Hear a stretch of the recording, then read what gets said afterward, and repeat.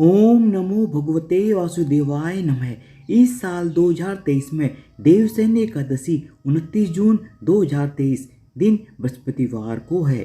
इस दिन भगवान विष्णु की पूजा करते हैं और व्रत रखते हैं। इस व्रत को करने से पाप मिटते हैं और स्वर्ग की प्राप्ति होती है।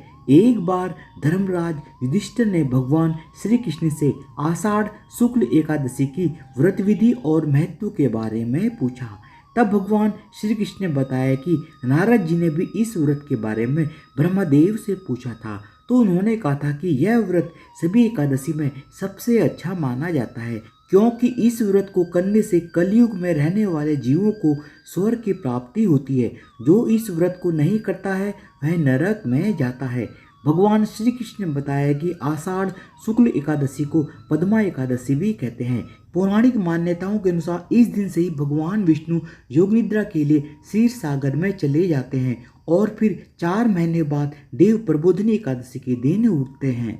देवसैनी एकादशी की व्रत कथा। सूर्यवंश में एक महान प्रतापी और सत्यवादी राजा मानधाता थे। वे एक चक्रवर्ती राजा थे। वे अपनी प्रजा की सेवा अपनी संतान की तरह करते थे।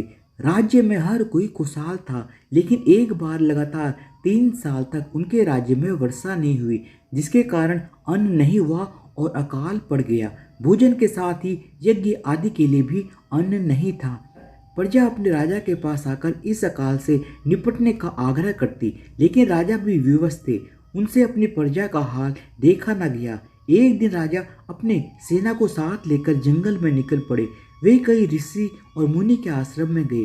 काफी दिनों के बाद वे ब्रह्मदेव के पुत्र अंगिरा ऋषि के आश्रम में गए। अंगिरा ऋषि को प्रणाम करके राजा ने अपने आने का प्रयोजन बताया। राजा ने अंगिरा ऋषि से कहा कि अकाल के कारण उनके राज्य में हाहाकार मचा हुआ है। प्रजा अन्न और भोजन के लिए व्याकुल है। वर्षा न होने के कारण फसल नहीं हो रही है। आप इस संकट से बाहर निकलने का कोई उपाय बताएं। तब अंगिरा ऋषि ने कहा कि हे राजन, इस संकट से निकलने का सबसे उत्तम उपाय है कि तुम आषाढ़ शुक्ल एकादशी को देव सैनी एकादशी का व्रत विधि पूर्वक करो। इस व्रत के पुण्य प्रभाव से तुम्हारे राज्य में वर्षा होगी, जिससे खुशहाली आएगी, प्रजा सुखी होगी और अन्न का संकट खत्म हो जाएगा। यह एकादशी व्रत करने से सभी प्रकार के उपद्रव शांत हो जाते हैं और सभी प्रकार की सिद्धियां प्राप्त होती है। इस व्रत को तुम अपनी पूरी प्रजा और मंत्रियों के साथ करो। राजा ने अंगिरा ऋषि को प्रणाम किया और वापस अपने नगर लौट आए। देवसैनी एकादशी के दिन उन्होंने पूरी प्रजा और मंत्रियों के साथ इस व्रत को विधि पूर्वक किया। इस व्रत के पुण्य प्रभाव से राज्य में बहुत ही अच्छी वर्षा हुई, जिसके कारण फसलों की पैदावार बहुत ही अच्छी हुई।